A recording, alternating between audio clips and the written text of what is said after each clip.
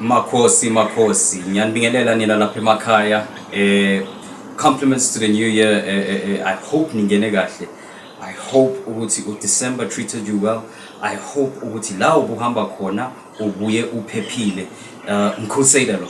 Igedla lamashishishwe inyanga yamakhosi, and I welcome you guys, man, to another episode of Kemi TV. Happy 2025 according to the Gregorian calendar. Kodwa siyazi ukuthi thina calendar yethu singene kudala ngoSeptember, so we just saying this as a formality. Umkhosila lo igedla lamashishishwe inyanga yamakhosi. Guys, ngiyase ngokuthi we have disappeared for so long. Bengise Cape Town. I've come back from Cape Town.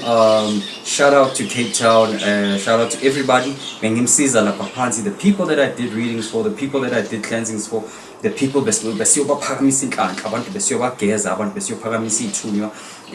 Ningene ninokhanya enyakeni omusha. Ningene ninokhanya enyakeni omusha. You have hit the ground running. To all of you that I met in Cape Town. Wow, guys. The mother city, what a beautiful place. We are going to be continuing our tour. We'll be announcing where our next leg is going to be, our cleansing tour. Siphakamisa abantu, sisebenza abantu. Njengoba ngishilo, welcome to all you Kemites. Guys, I missed you. Namanje ngisamthanda ngothando kaMveli Ncane. To those of you that thought umkhuseli asekwenze njani, I'm still here, still alive. But as you've seen from the thumbnail, yaphoqa ukuthi sijule mayelana lokhu ngaphambi kokuthi singenele kwezinye inkulumo. It is imperative that we cover this topic before we go into any other one of our teachings or any other topic we'll be covering for this year. The opening statement of the year. Guys, there are some of you in Lapekaya. Last year in Kulile, some of you tried, some of you didn't try. Some of you achieved some of your goals. Some of you did not achieve some of your goals. Some of you didn't even have any goals. You were just riding the wave of life. I say to you, another year has passed, but don't be discouraged. To those of you that wanted certain things, whether was it to lose weight, whether was it to get a new job, whether was it to hit a new income bracket for your business, whatever it may have been, whether you wanted a lover and you didn't reach that. Another year has passed. What's in the past is in the past. We are now in 2025. We must set new goals. Going into the new year, this is a new chapter, a new opportunity.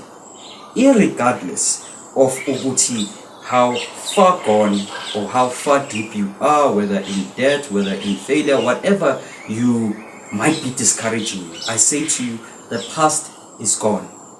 Okwenzakele sekudlulile. Kuyaphoqa ukuthi manje ubuke ikusasa lakho ngeso lokuthi izinto zizophumelela. You must have the vision already of success going into this year. Ungabi nandaba ukuthi kwenzakaleni lokho kudlulile. You must begin this year with believing. Uma la inhlizweni nala engqondweni ungakholwa ukuthi lo nyaka lo is going to be different. Already you have been defeated because the first war is in your mind. You must win that war. Mkhulusela says, I believe in each and every one of you, in each and every one of my powerful Kemites, you fellow gods of mine. Write down your goals. Write down your goals. Envision first, and then going into this year, write down your goals and don't be ridiculous. Ungabhali izinto owazikahle kamhlophe ukuthi should you not achieve them uzoba nenkinga. I want to manifest a Lamborghini.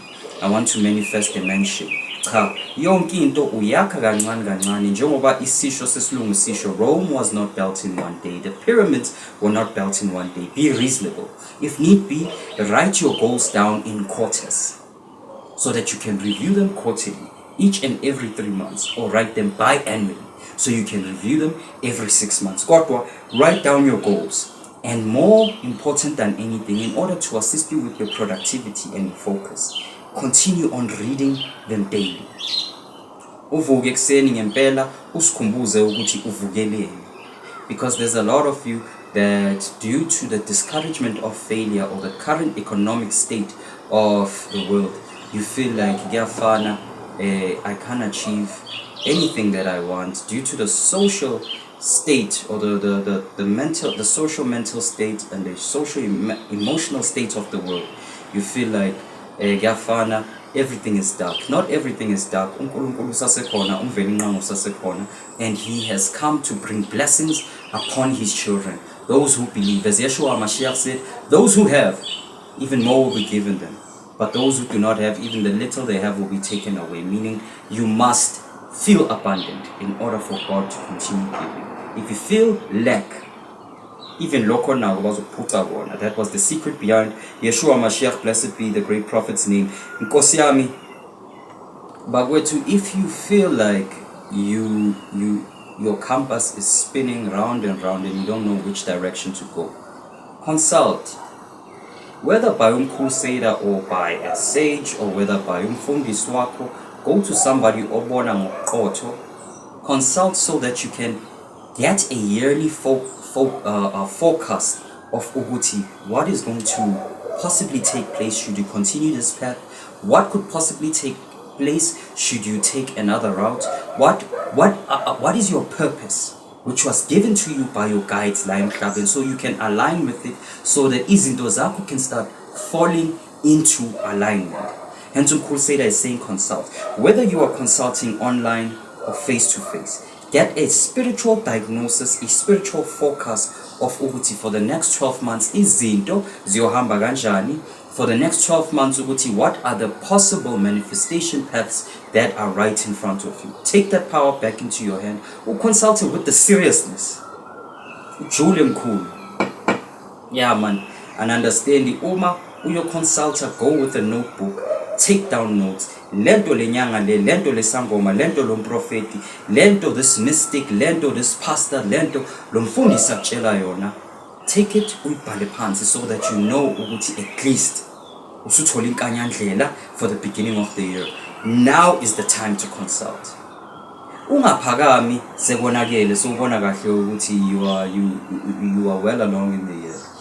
Do a consultation now ukuthi uzoqala uqondise manje. Diagnose umsamo wakho. Abaningi benu sengijimile nayo landa izinto zenhlanhla, nayo landa imithi yalokho, nayo landa iwasho zalokho. Wherever you've been fetching them izifike zinganisebenzeli ngenxa yokuthi you do not know the structure of umsamo wakho, because each and every umsamo is unique. In the next coming days we'll be releasing another video on umsamo, going deeper and teaching much more deeper fundamentals regarding umsamo. But uNkosela says go ahead and diagnose umsamo wakho, utholisise kahle ukuthi idalwa zakini zime kanjani, utholisise ukuthi izikhalo zamadlozi, izikhalo zamathongo yini. Sorry guys, there was a helicopter passing over. Ukuthi utholisise, as I was saying, ukuthi utholisise ukuthi what is the issue that idalwa zakho have emsamo wakini. Uqondise lokho kudingakala ukuthi uqondiswe in order for you to be able to have the best possible flowing luck, the best possible flowing year possible. Crusader, I done that last year, it didn't work out for me. Did you do it correctly? Uye waya kubani? Uye waya kumuntu obonayo? Sengijimile nalanda izinto eziningi, and those things got where they got, guys, and they didn't work out for me.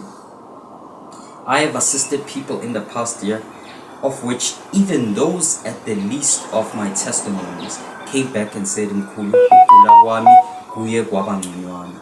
Mkhulu, isimo sami ngokomoya siye saba ngconywana. Mkhulu, things improved financially. And then I had exponential testimonies of people that had great results. So Crusader says, if you're not reaching out to me, reach out to somebody else in order for you to be re-diagnosed. It doesn't hurt to try again, guys. It does not hurt. The only time you have truly lost, the only time you have truly failed is if you don't get up. Is if you are quick and uyazinikela ukuthi sengikhulekile and akukho kunye ngizokwenza. Company invest ngizinikele emphuphelweni, company invest ngizinikele ukuthi nyoba ngedwa kuze kuyovalwa, company invest ngizinikele emcabangweni ukuthi lento yami yesipho angeke ngisebenzele. I'm done. Never give up. The only failure is never getting up and trying again. Tap to the ability of manifestation. Yazi baningi abenu kuwukuthi your soul path is more linked with universal spirituality than it is linked with your indigenous spirituality, whether you're from China, whether you're from Rome, whether you've tried praying to the Catholic God, you've tried praying to the Islam God, you've tried praying to the Judaic and the Christian God. The power is in you. This year we want to tap more into our slogan, which is manifest God within you, manifest your inner God. So tap into your ability to manifest. If you don't know where to start, there are many sources, guys. If not, you can come to me. We have a spiritual realignment course. We have a spiritual realignment course that we offer, a mentorship for everyone, open to everyone, that assists you in teaching you the fundamentals of manifestation, that assists in teaching you to understand what is manifestation. We teach you the truth about manifestation and how to speed up your manifestations, how to manifest more efficiently, how to be in spiritual alignment. Start your year with spiritual alignment. Uma uhlulwe universal spirituality, bathi tata izinto zinhlanhla. Tata lento ufike kithi, come nento ebonakalayo, ufike sikudiagnose sibone ukuthi vele imithi yenhlanhla, izinto zenhlanhla ziyasebenza kuwe, sikusize to get that job, to strengthen and to increase the profitability of your business and so forth. Kodwa it is not amagula umkhusela lo igedla lamashishri. Guys, we have a whole lot of plans we have made for this year. In the next few coming days, in the next few coming weeks, you'll be seeing new announcements for new product offerings from Kemi TV, for new course offerings from Kemi TV. We will be announcing them and we will be offering them to you. Because umkhusela yinceku, isiqhela sikamvelincane, isiqhela, I'm the advocate yamathongo namadlozi, and I am your servant. To you, my fellow gods, please ningagage, hit the like button, hit the subscribe button, go into the comment section and go ahead, criticize, show love. Mkhulusader is open to all things. What do you bit?